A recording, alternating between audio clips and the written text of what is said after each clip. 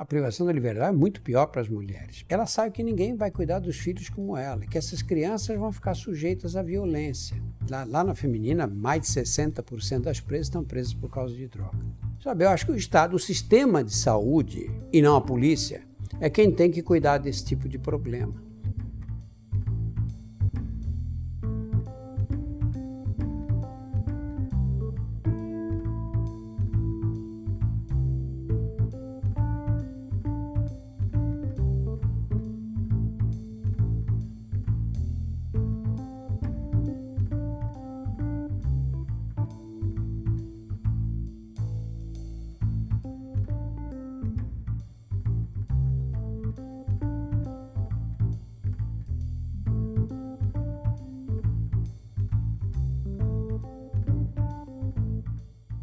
Cheguei no Carandiru em 1989, né? Então são, na verdade, 28 anos acompanhando o que acontece dentro do sistema. E a mudança maior foi que o aprisionamento aumentou muito no Brasil. Nós tínhamos, naquela época, 90 mil pessoas presas. Quase totalidade eram homens. Hoje nós temos uma participação feminina maior. E nós temos, no total, 650 mil presos no Brasil. Então, a população carcerária aumentou 700% nesse período todo. E as cidades continuam inseguras, ficaram mais inseguras ainda, porque antes as cidades inseguras eram São Paulo, Rio, grandes cidades. Agora é o Brasil inteiro, né? Cidades de médio porte, até cidades pequenas são vítimas de violência hoje. Então, acho que a violência se disseminou pelo país, o que mostra que o aprisionamento per se não traz segurança.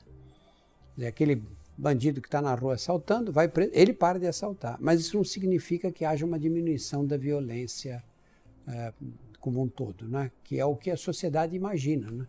A sociedade acha que prendendo todos os bandidos e todos os traficantes, as cidades vão ficar seguras e os filhos das famílias não vão usar droga, não é? Que é uma visão irreal, né? Uma visão fantasiosa do problema, né? Dentro do sistema penitenciário, certamente. Certamente. As cadeias, hoje, por exemplo, no estado de São Paulo, mais 90% das cadeias são dominadas pelo PCC. E as femininas todas, 100%. E o crime organizado impõe regras que têm que ser obedecidas de qualquer maneira, para o bem e para o mal. O mal é fácil da gente perceber qual é, né? E o bem qual seria? O bem que eles conseguiram não foi pequeno. Eles acabaram com o crack. Não existe crack em cadeia de São Paulo hoje. Eles acabaram com a violência dentro das cadeias. Ninguém mais morre nas prisões brasileiras. Muito raro, nas prisões paulistas. É muito raro alguém ser assassinado. E eu peguei o tempo do Carandiru, que toda semana morriam 3 ou 4 esfaqueados, dezenas de facadas, uma violência absurda. Hoje não há estupros nas cadeias de São Paulo, não há crack, não há roubos de celas, como havia no passado, que vinha um roubando a cela do outro. Hoje isso acabou praticamente. Quando acontece, a punição é imediata. E o crime organizado conseguiu reduzir muito a violência no interior das cadeias. Aí a violência é praticada por eles, mas em situações especiais. Nas cadeias de São Paulo hoje, quem vai preso tem uma chance muito grande de sair da cadeia bem, sem nenhum problema.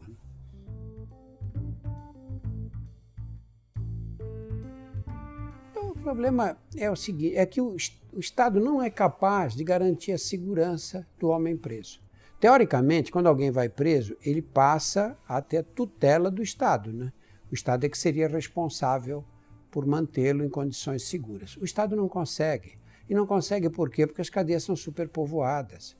Então você pega uma cadeia como esses dos CDPs que nós temos aqui, com 20 presos numa cela, como é que o Estado vai garantir a segurança dessas pessoas? Se um resolve matar, o outro mata. O Estado não tem como conseguir. Agora o crime organizado tem, porque ele proíbe.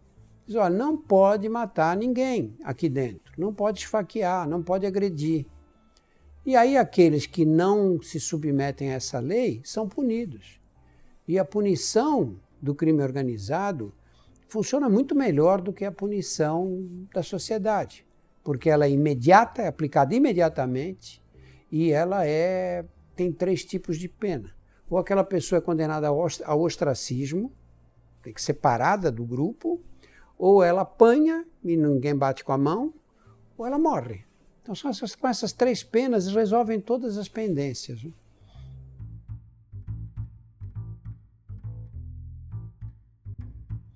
Eu acho que na mesma medida em que as mulheres são diferentes dos homens. Né?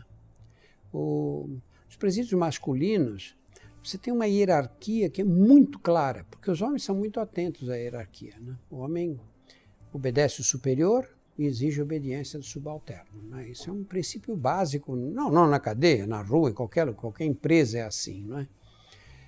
As mulheres também têm uma hierarquia, só que essa hierarquia não é tão rígida, porque eu acho que nas relações femininas a emoção é levada em conta.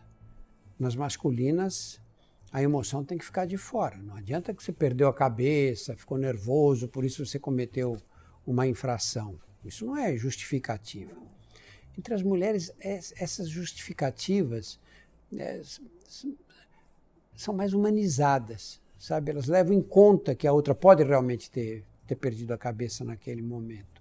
Então não existe entre as mulheres essa cobrança rígida da hierarquia. Você está numa posição inferior, você tem que obedecer e você não pode discutir. Entre as mulheres há mais diálogos. E esses diálogos às vezes subvertem um pouco a hierarquia. Eu te pego um exemplo, você não pode, na cadeia feminina, por exemplo, você não pode brigar, você não pode gritar com uma companheira, você não pode usar certas palavras, você não pode chegar para uma presa e dizer, pô, você é covarde, não pode falar isso. Então, existem regras muito claras.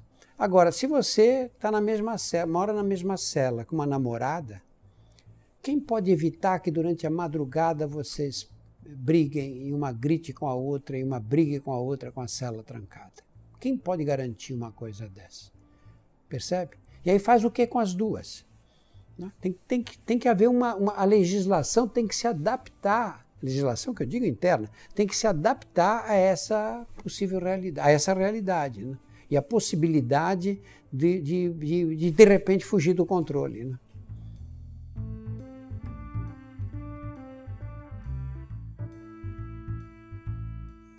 Olha, eu acho que a maioria mesmo, né, lá na feminina, mais de 60% das presas estão presas por causa de droga. Algumas são traficantes profissionais, e se você prende traficantes profissionais, homens, a lei não pode ser diferente para as mulheres. Mas você tem um tipo de tráfico miúdo que eu não vejo sentido em trancar na cadeia essas meninas. Por exemplo, as mulheres que levam droga para os homens dentro de cadeia. Em geral, levam droga na vagina. Às vezes, na revista, elas caem, dali da revista vão para a delegacia, da delegacia ficam lá 2, 3 dias, são mandadas para a penitenciária e vêm esperar o julgamento fora. Os juízes dão 4 anos de cadeia. Qual é o sentido de uma coisa dessa? Qual é a repercussão social de você pegar essas meninas são todas mães, têm um monte de filhos. Você pegar uma menina dessa, tirar da companhia dos filhos, muitas vezes o marido está preso, o pai das crianças está preso, você tira a mãe, você desarticula completamente o lar e mantém ela na cadeia por um tempo. O que representa essa quantidade de droga no conjunto do tráfico?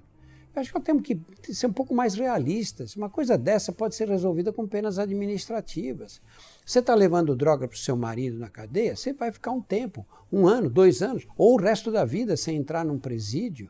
Ele vai ter a pena agravada. Porque o que acontece hoje? Você leva droga para ele, na hora que você vai preso, ele arranja outra para fazer o mesmo trabalho. Então você com isso não consegue reduzir a quantidade de drogas que entra na cadeia, só vai punir a mulher. É a única coisa que você vai fazer. Quando muitas vezes ela nunca traficou, ela está fazendo esse transporte de droga para o marido. Você nem poderia, teoricamente, chamar isso de tráfico. Né? Ele sim, mas ela não.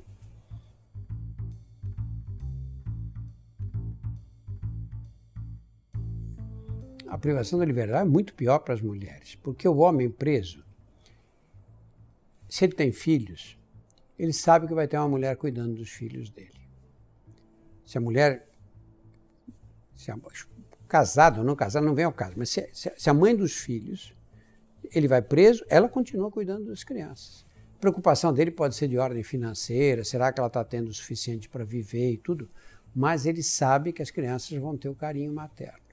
Quando a mulher vai presa, ela sabe que ninguém vai cuidar dos filhos como ela, que essas crianças vão ficar sujeitas à violência, porque as pessoas não agridem crianças de medo da mãe, porque a mãe enlouquece quando acontece uma coisa dessa, ninguém gosta de enfrentar. Crianças que não têm mãe, as pessoas abusam. Aí ela vai presa, 2, 3, 4 crianças, elas têm muito filho, essas crianças são espalhadas. Às vezes uma vai para o interior, ficar com algum parente, as outras se espalham pela cidade de São Paulo, você desarticula a família, separa os irmãos que se amam uns aos outros, estão acostumados a viver juntos. Imagina a dor dessa criança, de repente está sozinha, sem os irmãos. Olha o problema social que você vai criar. Vai ter crianças que vão ser abusadas e que vão correr risco grande de se envolver com a violência depois, não é? E quando essa mulher sai da cadeia, muitas vezes não consegue agregar a família inteira, não consegue por razões práticas. Ela não tem emprego, ela não tem salário, dificilmente vai conseguir um emprego decente depois de ter estado presa. E ela, como é que ela vai sustentar essas crianças? Onde é que ela vai morar com as crianças outra vez? Nessa altura, ela já perdeu casa, perdeu as condições básicas de sobrevivência, né?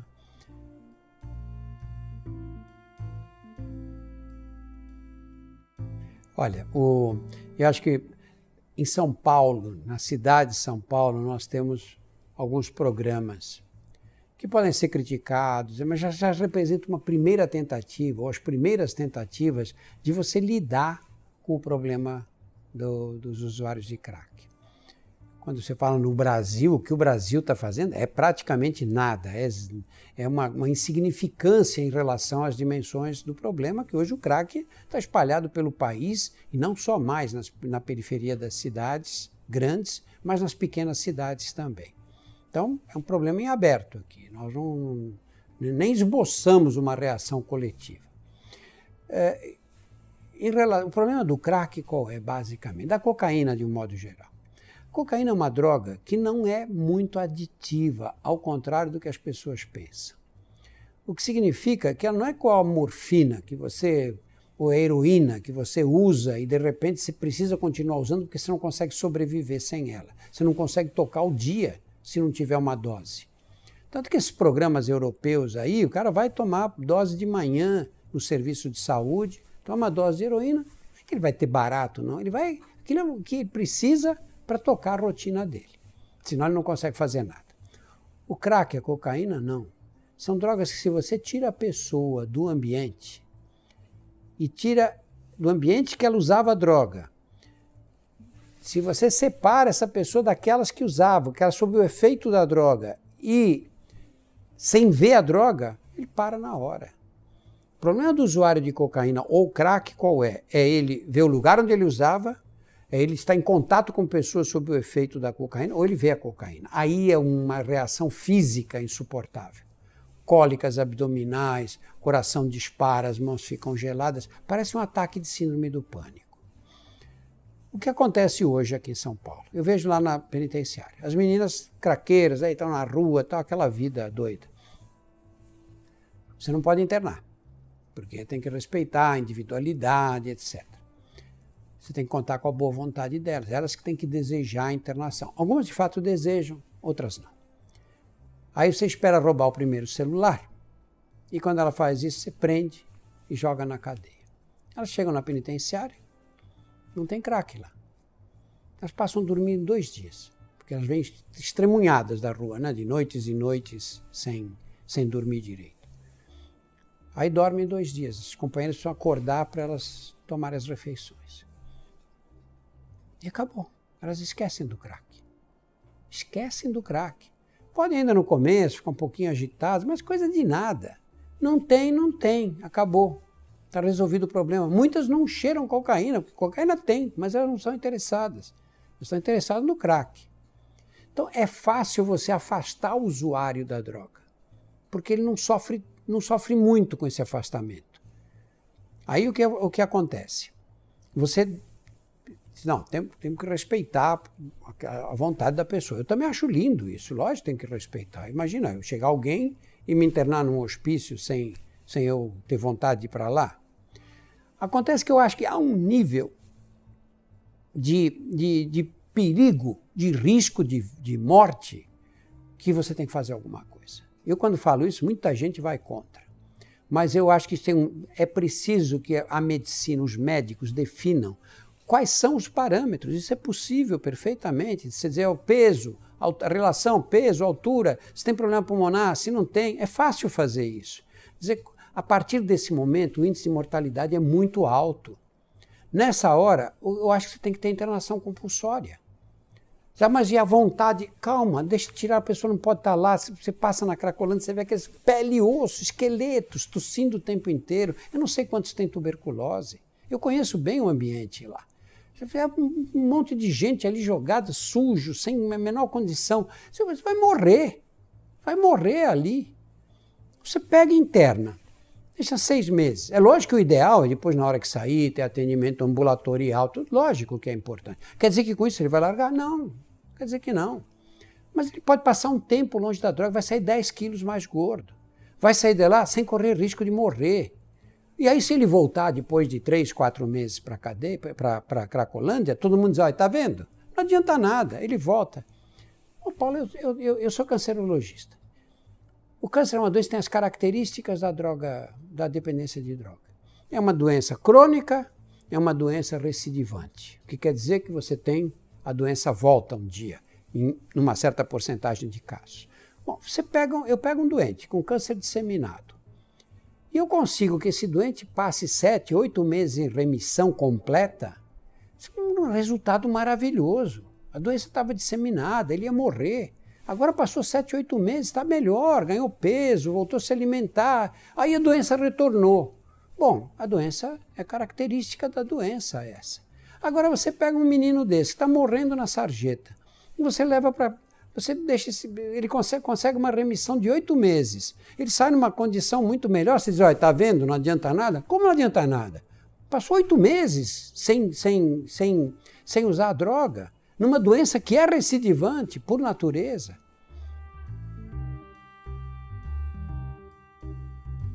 Eu acho que isso é função do Estado.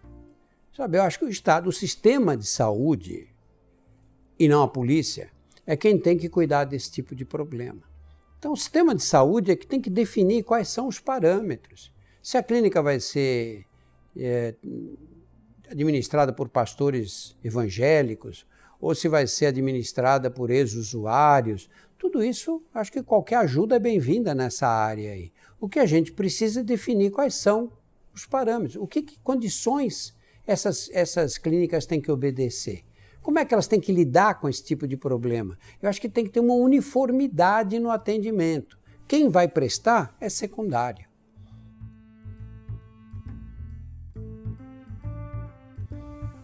Eu com eles, eu classificaria como uma amizade profunda com muitos. Alguns desses carcereiros que eu conheci desde a época do Carandiru e tudo, são meus amigos íntimos, sabe? Amigos íntimos mesmo, conheço a vida deles, sei quem são, a gente se reúne, conheço a história de vida, sei tudo o que eles pensam, sabe? A gente tem uma relação de amizade mesmo descompromissada. E aqueles amigos que você pode falar o que você quiser na frente deles, que você sabe que eles não vão te julgar. Eu tenho esse privilégio mesmo.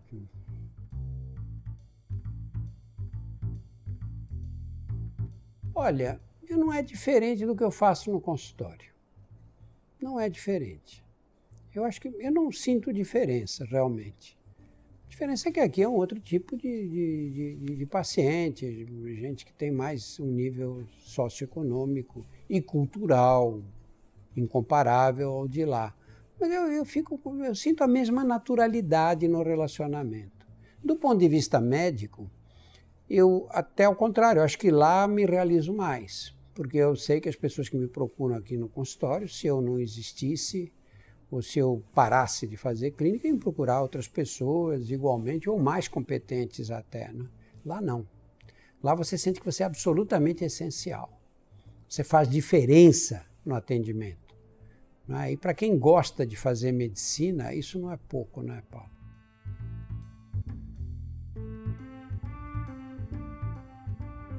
Bom, frustrações o tempo inteiro. A primeira delas é você não poder contar com o laboratório clínico e não poder contar com as imagens, né?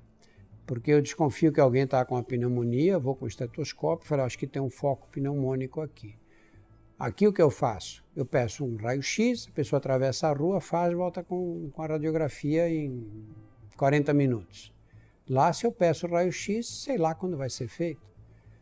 Pode ser que a pessoa tenha que sair, pode ser que a presa tenha que sair para ser escoltada para um lugar e faltar escolta, pode ser que ela nunca faça a radiografia. E pode ser que quando faça, a radiografia volte, mas não chegue mais às minhas mãos. Então essa frustração é permanente. Por outro lado, você tem que ser mais médico.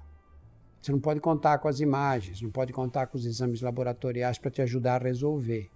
Então você tem que saber clínica, você tem que estudar a clínica, tem que confiar na clínica que você aprendeu a fazer nesses anos todos.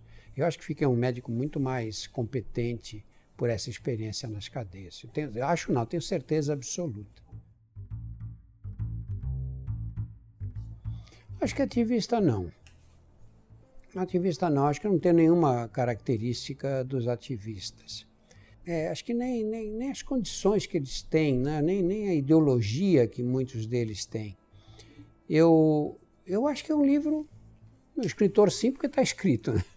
E acho que, de um médico, acho que basicamente é sempre o narrador é o médico no livro, acho que isso não há dúvida nenhuma. Em nenhum momento eu tentei disfarçar a figura do médico ou a figura do... O narrador é o médico, é aquele médico que chegou lá em 2006, está há 11 anos convivendo, vendo preso, examinando, ouvindo histórias, e aí é esse médico que senta e coloca essas histórias no papel, né?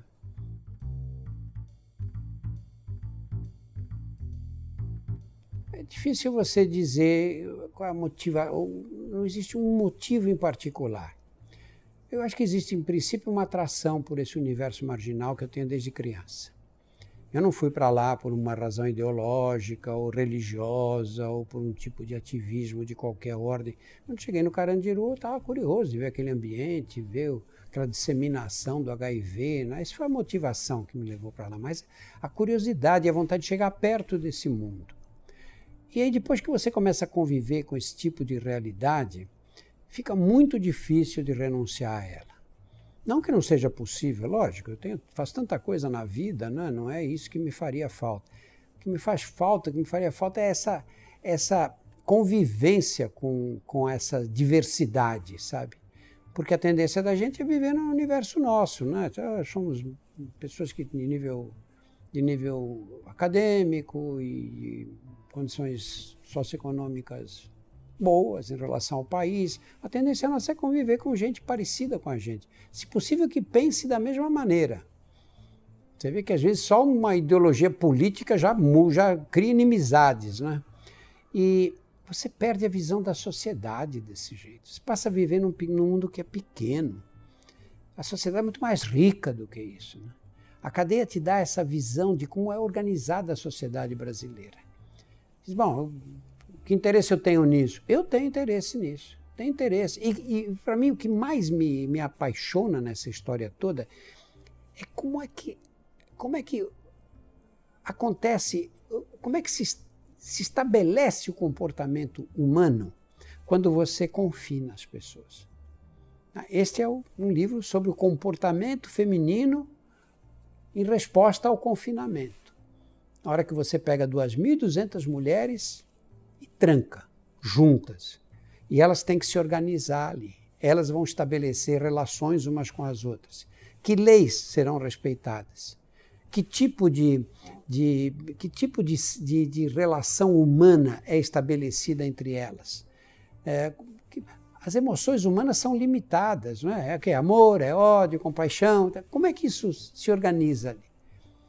Isso me dá uma visão do comportamento humano, tem me dado, porque isso é uma coisa inacabada necessariamente, uma visão do comportamento humano que eu não teria nem perto disso se não fosse esse trabalho.